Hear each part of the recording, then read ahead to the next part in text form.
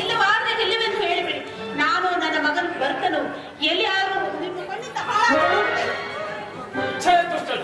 ಆತಕಿ ಕುಲನಾಶಿನಿ ಭ್ರಷ್ಟ ನಿನಗೆ ಈ ದುರ್ಬೋಧನೆಯನ್ನು ಮಾಡುವುದಿಲ್ಲ. ನಿನ್ನನ್ನು ಸಣ್ಣ ವಯಸ್ಸಿನಿಂದ ಇಲ್ಲಿಗೆ ಬಂದು ಪ್ರೀತಿಯಿಂದ ಸಾಗಿ ಅಕ್ಕರೆಯಿಂದ ಬಂಧನವನ್ನು ಮಾಡಿಕೊಂಡಿದ್ದಕ್ಕೆ ಹಾಸಿಗೆಯಲ್ಲಿರುವ ಹಾವಿಗೆ ಹಾಗದಂತಾಗಿ ಕೈ ಕಾಲಿನ ಪಾದಗಳಿಗೆ ನಮಸ್ಕರಿಸುತ್ತೇನೆ. ನನ್ನನ್ನು ರಾಮನನ್ನು ರಾಮನವರನ್ನೇ ಹೋದರೆ ನಾನು ಪರಲೋಕಕ್ಕೆ ಹೋಗುವೆನು. ಆಮೇಲೆ ನೀನೆ ಈ ರಾಜಭೋಗವನ್ನು ನಿರ್ವಹಿಸು. ಏಕೆ ವಂಶ ಹಾಳು ಮಾಡಿವೆ? ವಂಶ ಉದ್ಧಾರ ಮಾಡಿ ನನಗೆ ಪ್ರಾಣದಾನವನ್ನು ನೀಡಿ ರಾಮನನ್ನು ಕಾಪಾಡು. ಕೌಸಲ್ಯ ಸುಮಿತ್ರೆಯಲ್ಲಿ ಪತಿ ಭಿಕ್ಷೆಯನ್ನು ನಿನ್ನ ಕಾಲಿಗೆ ಬೀಳುವೆನು. ಪಾಪದ ಕಾರ್ಯವು ಕೇಕೆಯ ವಂಶದಲ್ಲಿ ಜನ್ಮಿಸಿ ಈಗ ಕುಲವೂ ಸೇರುವೆಯ ಬೇಡ. ಅನೇಕ ವೇಳೆ ನನ್ನೊಡನೆ ರಾಮನೇ ಬರ್ತನಿಗಿದ್ದಲು ತಮ್ಮನಿಂದ ಹೇಳುತ್ತೇವೆ. ಹೀಗಿದ್ದರು ತನ್ನ ಹೆತ್ತ ತಾಯಿಗಿದ್ದರೂ ಹೆಚ್ಚಾಗಿ ನಿನ್ನಲ್ಲಿ ಪ್ರೀತಿಯನ್ನು ಇಟ್ಟುಕೊಂಡಿದ್ದ ರಾಮನಿಗೆ ನೀನೇ ಇಂತಹ ಪ್ರತಿಫಲವನ್ನು ನಸುವುದಿಲ್ಲ. ನಿನಗೆ ನಾಚಿಕೆ ಇಲ್ಲವೇ? ಲೋಕದಲ್ಲಿ ಜನರು ನಿನ್ನನ್ನು ಕಿರಾತಕರು ಪ್ರಶಂಸಿಸಿ ರಾಜಕೀಯ ಎಂದು ನಿಂದಿಸುತ್ತಿರಲಿ. ಬೇಡವೇ ಇದನ್ನಾಗಿ ಬೇಡಿಕೊಳ್ಳುವ ಈ ಮದಿಗಟ್ಟನ್ನು ಉತ್ತರಿಸಿ ಅಲ್ಲದೆ ಸಮುದ್ರ ಮಧ್ಯದಲ್ಲಿರುವ ಯಾವ ಪದಾರ್ಥವನ್ನು ಹೇಳಿದೆ ಕ್ಷಣ ಮಾತ್ರದಲ್ಲೇ ತಂದುಕೊಳ್ಳುವುದು. ನನ್ನ ಮೋಗದ ರಮಣಿಗೆ ನಿನಗೆ ಕೈ ಮುಗಿಯುವುದು, ನನ್ನ ಕಾಲಿಗೆ ಬೀಳುವುದು. ನನ್ನ ವಿಚಾರವನ್ನು ಸಲ್ಲಿಸಿ ನನ್ನನ್ನು ರಾಮನನ್ನು ಅಗಲಿಸಬೇಡ.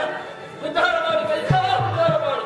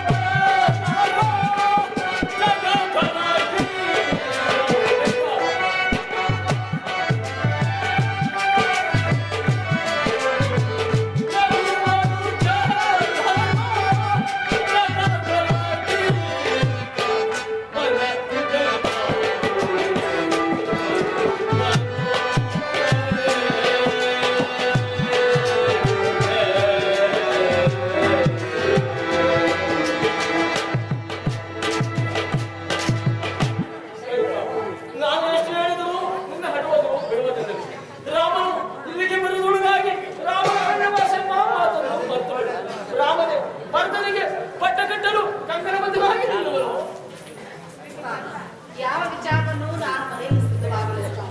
ನನ್ನ ಎರಡು ವರಗಳನ್ನು ನಡೆಸಿಕೊಳ್ಳುವಿರೋ ಇಲ್ಲವೋ ಅಷ್ಟೇ ಹೇಳಬೇಕು. ರಾಮಚಂದ್ರ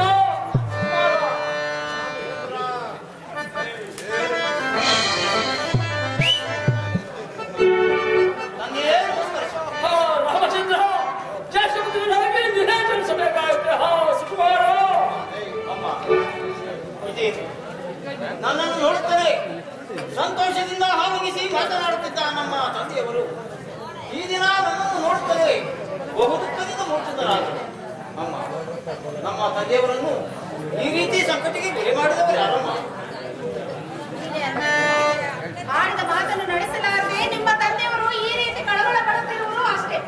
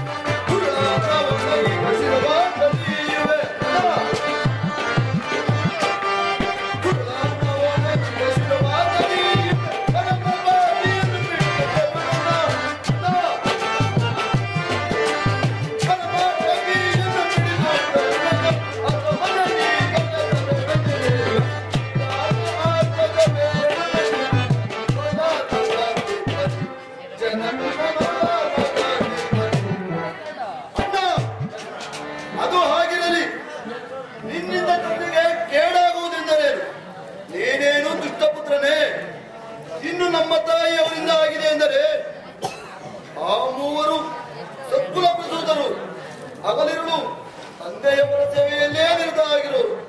ಅಣ್ಣ ಲಕ್ಷ್ಮಣ, ಈ ತಂದೆಯವರ ಈ ಸಂಕಟಕ್ಕೆ ಅನ್ಯರು ಯಾರೇ ಕಾರಣವಾಗಿರಲಿ ಅವರನ್ನು ಸಮ್ಮತಿಸುವರು. ಆಜ್ಞೆಯನ್ನು ಕೊಡುವಣ್ಣ. ಅಣ್ಣ ಅದನ್ನು ದುಃಖಬಾರದು. ನಿಧಾನಿ ತಂದೆಯವರ ಜೊತೆಗೆ ಕಾರಣವೇನಮ್ಮ? ಜನನಿ, ಹಿಂದೆ ದೇವಾಸುರು ಯುದ್ಧ ಕಾಲದಲ್ಲಿ ನಿಮ್ಮ ತಂದೆಯವರು ನಾನು ಮಾಡಿದ ಸಾಹಸಕ್ಕೆ ಮೆಚ್ಚಿ ನನಗೆ 2 ವರಗಳನ್ನು ಕೊಟ್ಟಿದ್ದರು. ಆ ವರಗಳನ್ನು ಯಾವುದಾದ್ರೂ ಶುಭ ಕಾಲ ಬಂದಾಗ ಕೇಳಿಕೋ ಎಂದು ಸಹ ಹೇಳಿದ್ದರು. ಆ ವರಗಳನ್ನು ನಾನು ಈಗ ಕೇಳಿಕೊಂಡಿದ್ದೆ. ಆ ವರಗಳನ್ನು ನಡೆಸಲಾರದೆ ನಿಮ್ಮ ತಂದೆಯವರು ಈ ರೀತಿ ದುಃಖ ಪಡುತ್ತಿರುವರು ಅಷ್ಟೇ. ಜನನಿ,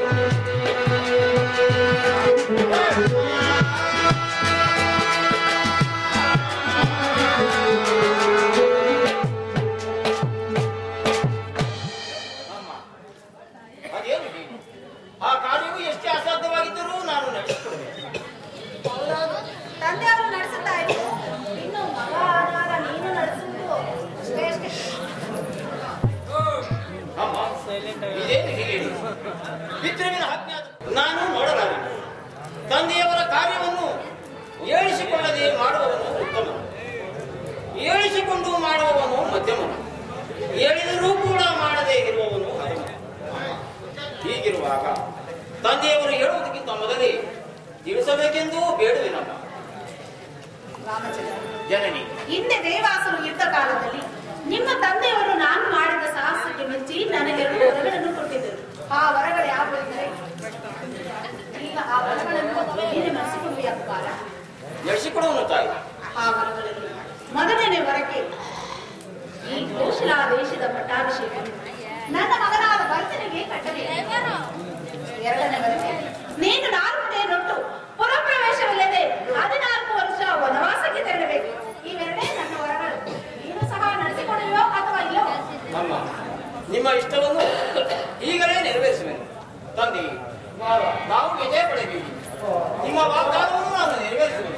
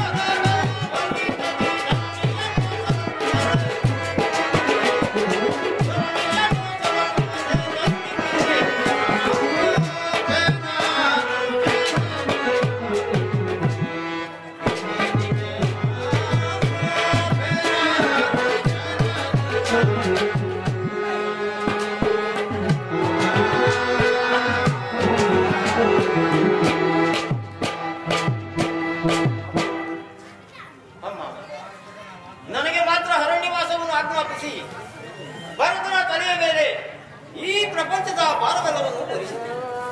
ಅಮ್ಮ, ಇದೆಲ್ಲವನ್ನು ನೋಡಿದರೆ ಭರತನಿಗಿಂತಲೂ ನನ್ನ ಮೇಲೆ ನಿನಗೆ ಪ್ರೀತಿ ಹೆಚ್ಚಾಗಿರುವುದನ್ನು ಕಾಣಬಹುದು. ಆದ್ದರಿಂದ ಜಾಗೃತಿಯಾಗಿ ಭರತನನ್ನು ಕರೆಯಿಸಿ ಪಟ್ಟಾಭಿಷೇಕವನ್ನು ನೆರವೇರಿಸಿ ನಾನು ತಮ್ಮ ಅಪ್ಪಳಿಂದ ಅರಣ್ಯಕ್ಕೆ ಹೋಗುವೆ. ಬೇಡ ಬೇಡ, ಮೊದಲು ನೀನು ಅರಣ್ಯವಾಸಕ್ಕೆ ಹೊರಡು. ಅನಂತರ ನಾನು ಭರತನನ್ನು ಕರೆಯಿಸಿ ಈ ಕೋಶಲ ದೇಶದ ಪಟ್ಟಾಭಿಷೇಕವನ್ನು ನಾನೇ ನಿಂತು ನೆರವೇರಿಸುತ್ತೇನೆ. ಅಮ್ಮ, ಭರತನಿಗೆ ಪಟ್ಟಾಭಿಷೇಕವನ್ನಾದರೂ ಮಾಡಿ ಹೋಗಬೇಕೆಂದಿದ್ದೇನೆ. ಆ ತೊಂದರೆಯೂ ಸಹ ತಪ್ಪಿಸಿದೆ. ಆದರೂ ಚಿಂತೆ ಇಲ್ಲ, ಕೇಳಮ್ಮ.